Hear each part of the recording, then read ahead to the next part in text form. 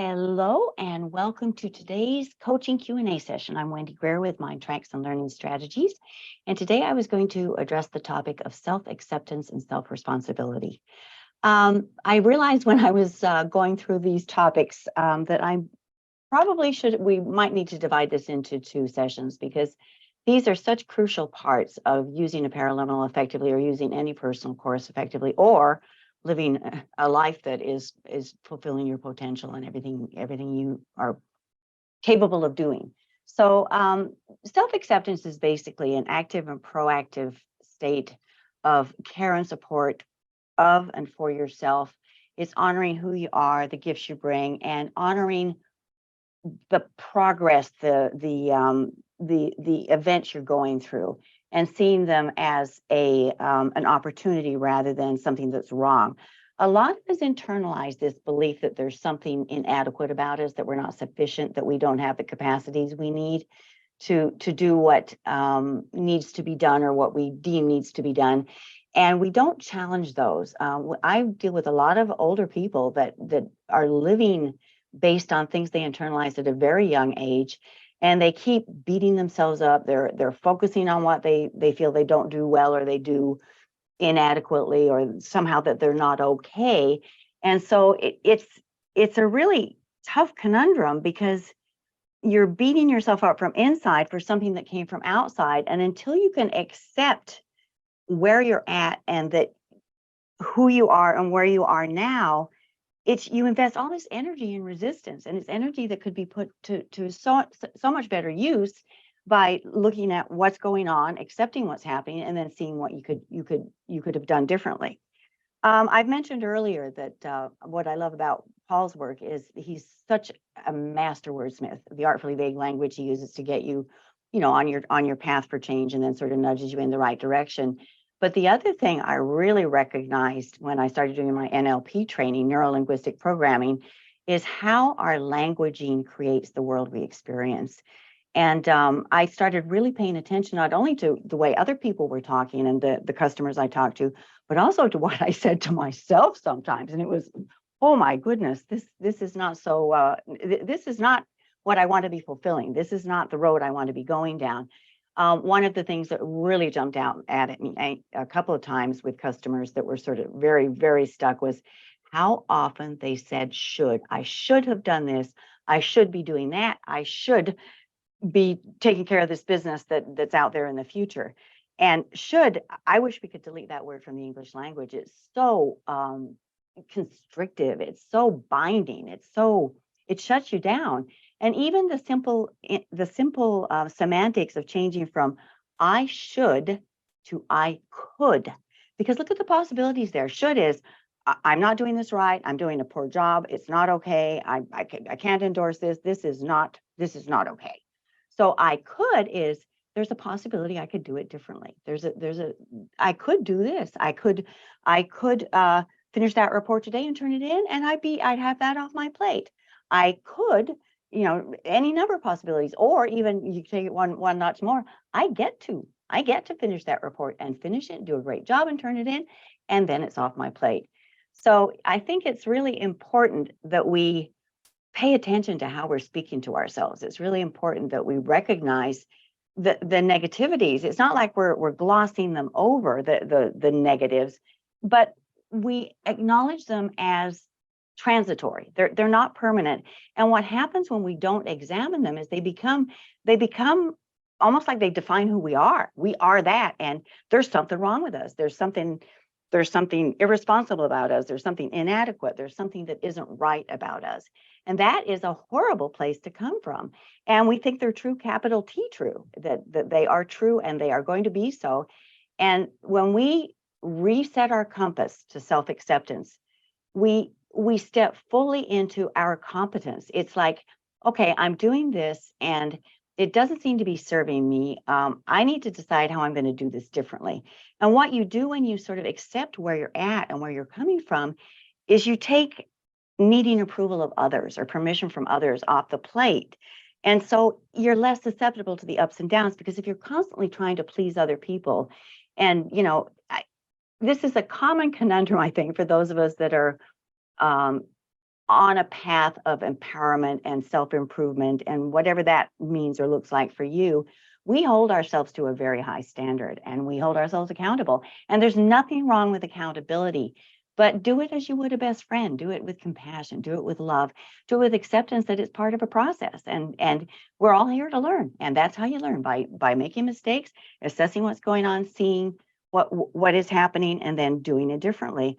One of the things I became very aware of with our 4 Elements Manifestation course that we did with Brian Osborne is you have these traits, these skill sets, these qualities, and you put them on a black mirror or a white mirror. Black mirror being something that's contracted, it's not getting you where you want to go. A white mirror is expansive, illuminating, it's moving you forward.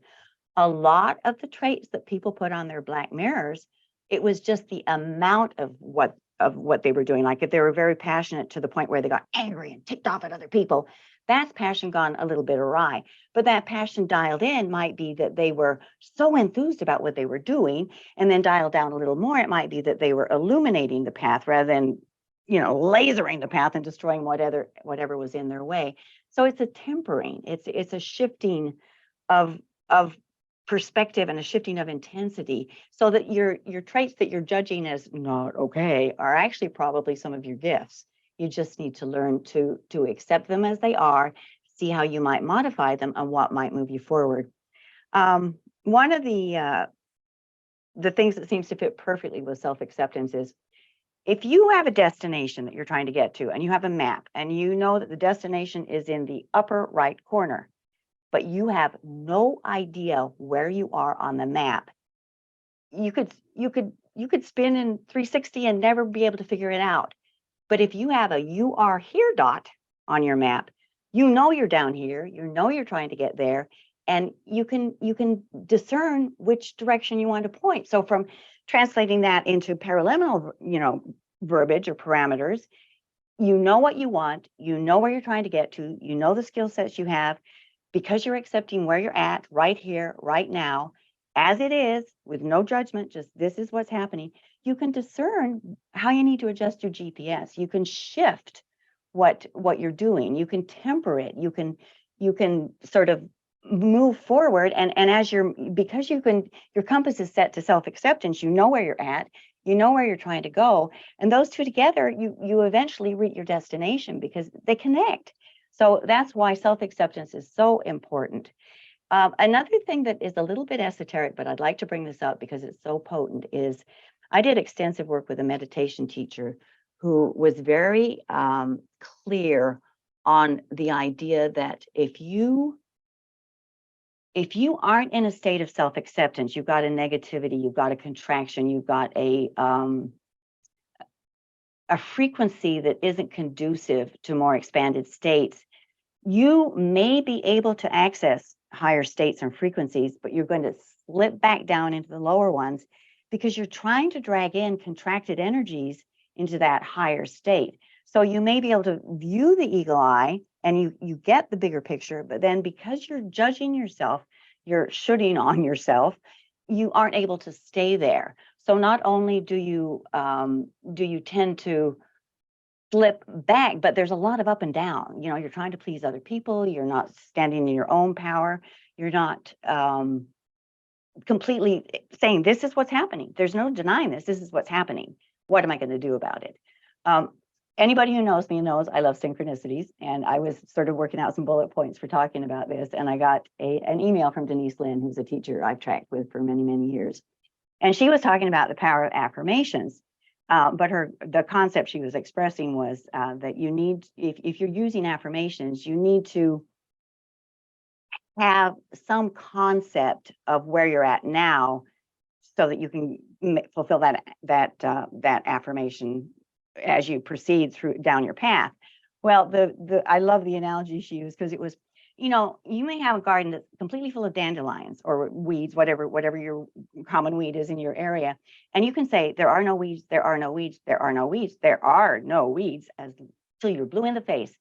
The weeds will still be there. However, if you acknowledge the weeds are there, you go, I really want a rose bed there. So I'm going to take all the weeds out of that area and I'm going to plant roses. That's a perfect analogy for what you're doing when you're in self-acceptance. You're accepting there are some weeds, there are some things I need to temper. There may be some some traits and qualities that I'm going to need to engender to get to that point on the map. But I know where I am now. I know what is serving me. I know what might be not moving me in that direction. I need to adjust. And so what I'm saying is basically it puts you in the driver's seat. Self-acceptance is so incredibly powerful. And it just is so potent. The two paraliminals I would definitely look at for this topic are You Deserve It, which is great. I gratefully received Life's Abundant Gifts. We did this with Lisa Nichols, and she's a real powerhouse. She's a great storyteller. She's got a wonderful sense of humor. And what I love about her is she's so grounded. And, being one of the people that works here where the rubber hits the road, I really appreciate people that cut to the chase, that live in the real world, and that really set it out. And You Deserve It is really about your inherent worthiness. You don't need to earn it. You don't have to pay your dues. You deserve it. And if you can acknowledge that, you're well on the road. The other one that I chose would be self-love. That replaced the subtitle for that one is Replace Judgment and Criticism with Acceptance and Kindness. And that's what I'm saying. Just be accepting and kind to yourself. Treat yourself as you would a good friend. A lot of people, they treat themselves in a way that a friend would walk off. They would say, "No, I'm done. I can't deal with this." Treat yourself like your best friend, and then you'll be good. So I think we're probably going to separate this into two segments because I got a little ambitious. Self-responsibility, though, is an immediate tag on to self-acceptance, because when you step into self-acceptance, self-responsibility is hand in hand with that. And when you take 100% responsibility for what you're thinking, what you're feeling, what you're doing, everything shifts. So, but we did have some questions this week, and so I really wanted to take some time to spend on those. So, and speaking of synchronicities, I just couldn't believe it when I saw the first one. How do you start integrating self-compassion and kindness to yourself when you keep self-sabotaging yourself? Don't you just love it? I mean, what are the chances? So basically the two I mentioned, You Deserve It and self-love. Sometimes you're going to want to sort of finesse that. It depends on whether you sabotage in a particular area. So if there's a particular area, like say you have some relationships that are pretty challenging, then you might be doing positive relationships. If you're feeling it's really broad scope, and you might want to try self-esteem supercharger, because that one is really about honoring yourself in every way possible. Joy, I get some really good feedback from people, because that one is very it sort of tunes you into an innate, joyous, youthful state. In fact, youthful vitality would be another one. Oh boy, I could go on here. But basically, trust the journey. And that's another thing self-acceptance is. It's about trusting. I saw a comment the other day. I wish I could remember who it was, but it was basically that growth is a dance, not a light switch. And we're sort of a society that expects immediate results. It is a dance. It is a dance, and it's an unfolding. It's an evolvement. And so it's very profound, the work you're doing, but it isn't instant. And so you don't feel like you're alone, in self-sabotage, because a lot of us do it, and it's a challenge. And some people are so used to sabotaging themselves that they get really uncomfortable when they sense kindness coming from their own heart to themselves. It's almost like a narcissistic feeling of narcissism, but it's a healthy narcissism. It's okay, I made a mistake. I acknowledge that. Now, what am I going to do about it?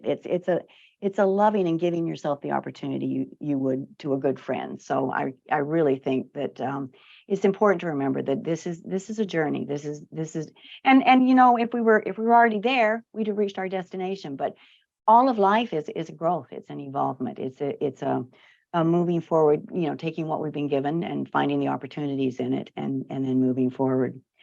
So second question, how to get creative with crafting intention before listening to a paraliminal. Okay, creativity supercharger paraliminal is a great one. I would definitely consider using for that.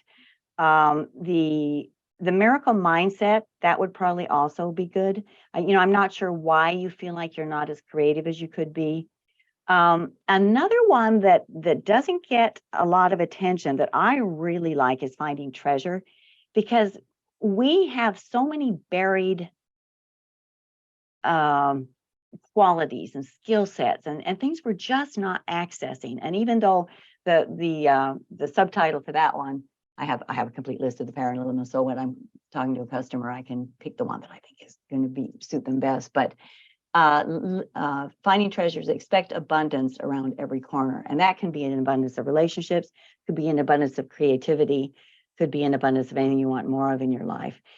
One other exercise I just sort of like to throw out there is that miracle question that I mentioned in one of the earlier coaching calls.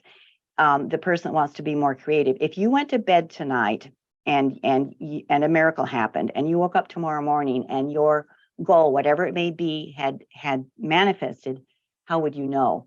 Because that really tunes you into how it's going to feel, how it's going to look, what the whole it's a very multidimensional perspective on whatever it is you're looking for more creativity around. So it may be that might jiggle loose some pieces that you then could take to creativity supercharger. So that would be my thoughts on that. Let's see. Anxiety free. I tried it and it asked me to think of a time I was confident and I couldn't. And I'm usually unable to think of situations in which I have to bring up a feeling. So what should I do? And is there another paraliminal I can use instead that's easier? That one I would probably go to deep relaxation, because when you are relaxed and you're sort of tuning in and you're relaxing your body and you're relaxing into who and what you are and into the moment, the anxiety is just naturally going to abate. The other thing you might try is modeling. If there's a movie star or a character in a book, it's borrowed genius basically. But if there's somebody that is very calm, very easygoing, what would be the skill sets and the qualities and the mindsets they might have? And sort of imagine yourself emoting and expressing and living those, because it sort of acclimates you to something that's challenging for you, but you bring it in as from another party, and you can integrate that way, and you can really get a sense of the potential. And it's an inside job, because you're doing it. You're just you're modeling their behavior. So you're shifting the way you're perceiving it, and that can be pretty effective. But definitely try the deep relaxation, and even a couple of conscious breaths. I think another thing that Paul talks about a lot is how your body posture can impact the way you anticipate yourself. And anxiety is usually, there's fear, there will tend to be a coming forward, punching in on yourself.